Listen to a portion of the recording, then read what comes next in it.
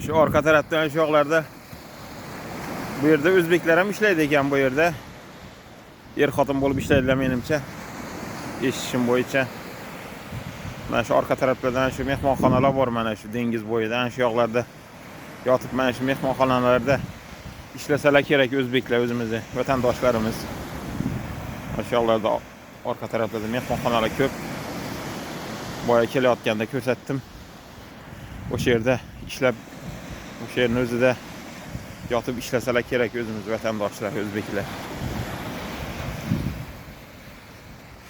Mana shunaqa gaplar. İctimai tarmoq foydalanuvchilari va obunachilarim.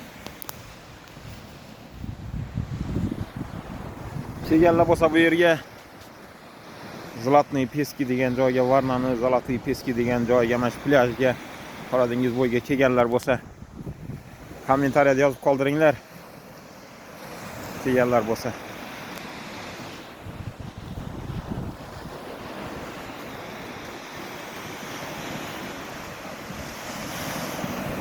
Mana orqamda ana to'g'ridan bolgariyalik qiz ana itini aylantirib yuribdi. Oq kuchugini. Mana shu to'g'ridan. Ha, shu to'g'rida ko'rinayotgan bo'lsa.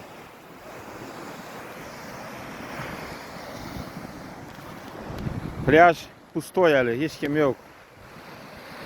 Bombosh plyaj. Hali sezon boshlanmaganda bu yerda. Uzog'i bilan 1 oy yo 2 oy odam to'lib ketadi bu yerda. Shunaqa gaplar.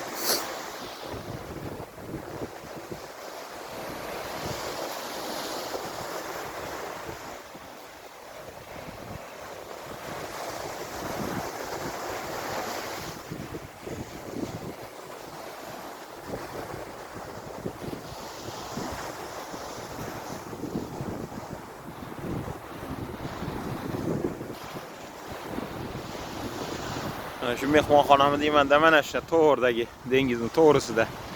Mana shu yerda ham o'zimizning o'zbeklar vatandoshlar ishlasa kerak shu mehmonxonada deb o'ylayman. Menimcha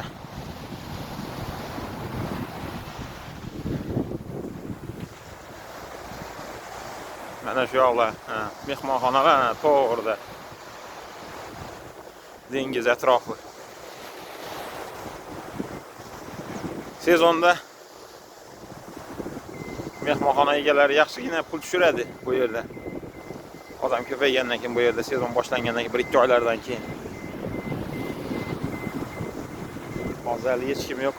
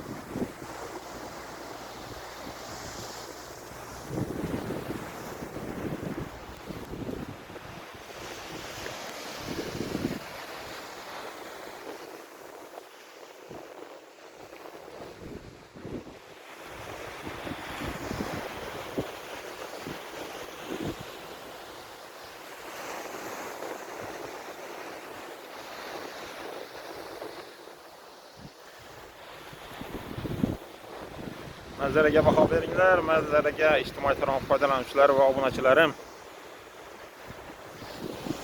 Kommentariyada o'z fikr mulohazalaringizni bildirib qoldiringlar. Bu video tagida